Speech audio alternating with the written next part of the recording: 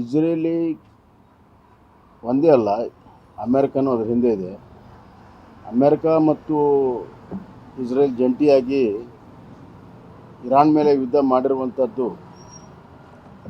ಮತ್ತು ಇರಾನ್ ಅದಕ್ಕೆ ಪ್ರತಿ ಉತ್ತರ ಕೊಟ್ಟಿರುವಂಥದ್ದು ಭಾಳ ಒಂದು ದೊಡ್ಡ ಬೆಳವಣಿಗೆ, ಆತಂಕಕಾರಿಯಾಗಿರೋ ಬೆಳವಣಿಗೆ ಇದೆ.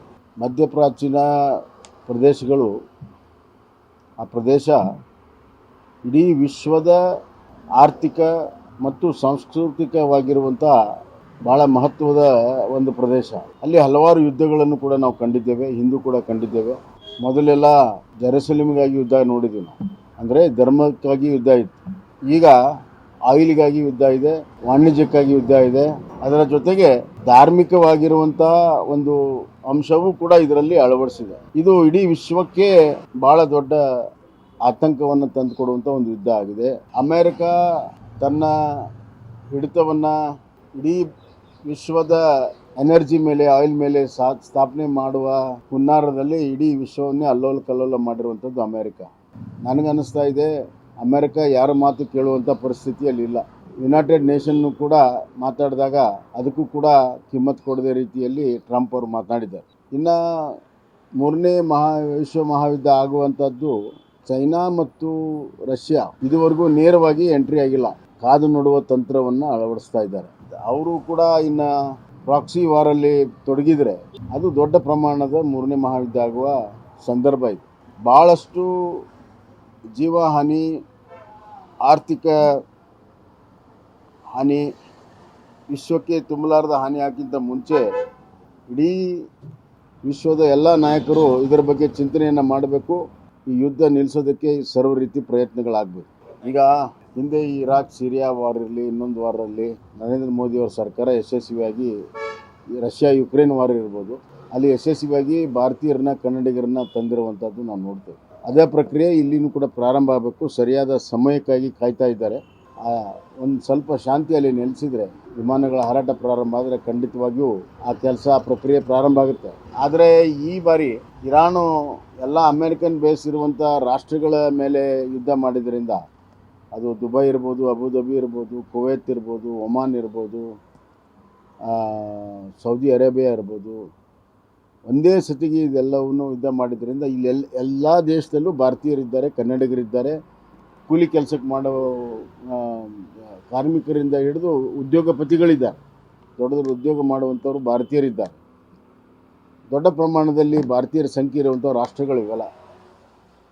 ಒಂದೇ ಬಾರಿ ಯುದ್ಧ ಆಗಿದ್ದರಿಂದ ಇದಕ್ಕೆ ಇನ್ನಷ್ಟು ಪ್ರಬುದ್ಧವಾಗಿ ಇದನ್ನು ನಾವೆಲ್ಲ ಹ್ಯಾಂಡಲ್ ಮಾಡಬೇಕು. ರಾಜ್ಯ ಸರ್ಕಾರವೂ ಕೂಡ ಭಾಳ ಮಹತ್ವದ ಪಾತ್ರ ವಹಿಸಬೇಕು.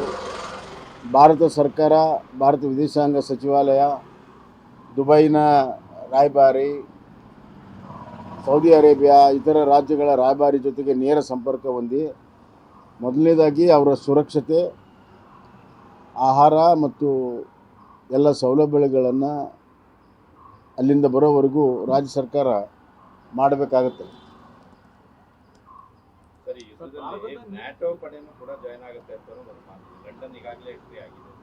ಅಲ್ಲ, ಅದೀಗ ಎಲ್ಲ ಕಾದು ನೋಡುವಂಥ ತಂತ್ರ ಇದೆ ಸದ್ಯಕ್ಕೆ. ಈ ಯುದ್ಧ ಮುಂದುವರೆದ್ರೆ ಭಾಳ ದೊಡ್ಡ ಪ್ರಮಾಣದಲ್ಲಿ ಎಲ್ಲ ಆ ಭಾಗದ ಎಲ್ಲ ದೇಶಗಳು ತೊಡಗಿದರೆ, ಅದು ಮತ್ತೆ ಚೈನಾ ಮತ್ತು ರಷ್ಯಾ ಎರಡು ಪ್ರಮುಖ ರಾಷ್ಟ್ರಗಳು, ಅವುಗಳ ತೀರ್ಮಾನದ ಮೇಲೆ ಮುಂದಿನ ಸ್ಥಿತಿಗತಿ ನಿಂತಿದೆ. ಭಾರತ ಮೊದಲಿಂದನೂ ಕೂಡ ಈ ರಾಷ್ಟ್ರಗಳ ಎಲ್ಲಿ ದಾಳಿ ಆಗಿದೆ ಆ ರಾಷ್ಟ್ರಗಳ ಜೊತೆಗೆ ಉತ್ತಮವಾದ ಸಂಬಂಧ ಇದೆ. ಹೀಗಾಗಿ ಭಾಳ ದೊಡ್ಡ ಜನಸಂಖ್ಯೆ ಕೂಡ ಅಲ್ಲಿದೆ ಮತ್ತು ಭಾರತ ತನ್ನ ಆಯಿಲ್ಲು ಮತ್ತು ಇತರ ರಿಸೋರ್ಸ್ಗೂ ಕೂಡ ಇದರ ಮೇಲೆ ಅವಲಂಬಿತವಾಗಿತ್ತು. ಹೀಗಾಗಿ ಭಾರತದ ಮೇಲೂ ಕೂಡ ಇದು ಪರಿಣಾಮ ಆಗ್ತದೆ. ನಾನು ನಿಮ್ಗೆ ನೆನಪು ಮಾಡಿಕೊಡ್ತೀನಿ, ಸದಾಮ್ ಹುಸೇನ್ ಇರಾಕ್ ಮೇಲೆ ಅಮೇರಿಕ ಯುದ್ಧ ಮಾಡಿದಾಗ ಆಯಿಲ್ ಸಮಸ್ಯೆಯಾಗಿ ಇಲ್ಲಿ ಪೆಟ್ರೋಲ್ ಬಂಕ್ ಹತ್ರ ದೊಡ್ಡ ದೊಡ್ಡ ಕ್ಯೂಗಳಿತ್ತು 10 ವರ್ಷದ ಹಿಂದೆ. ಅದೇ ಸ್ಥಿತಿ ಬರುವಂಥ ಆತಂಕ ಇದೆ. ಈಗ ಒಂದು ರೀತಿಯಲ್ಲಿ ನೋಡಿದ್ರೆ ಬೇರೆ ಪಾಕಿಸ್ತಾನ ಇರ್ಬೋದು ಮತ್ತು ಬೇರೆ ಬೇರೆ ದೇಶಗಳಲ್ಲಿ ಅಲ್ಲಾಗಿರುವ ಹಿಂಸೆ ನೋಡಿದಾಗ ಭಾರತದಲ್ಲಿ ಅಂಥದಕ್ಕೆ ಯಾವುದಕ್ಕೂ ಕೂಡ ಅವಕಾಶ ಆಗಿಲ್ಲ. ಪ್ರತಿಭಟನೆ ಆಗಿದೆ, ಆದರೆ ಯಾವುದೇ ರೀತಿಯ ಹಿಂಸಾತ್ಮಕ ಚಟುವಟಿಕೆ ಆಗಲಿಲ್ಲ ಅಂಥದ್ದು ಒಂದು ಒಳ್ಳೆಯ ಬೆಳವಣಿಗೆ ಅಲ್ಲ.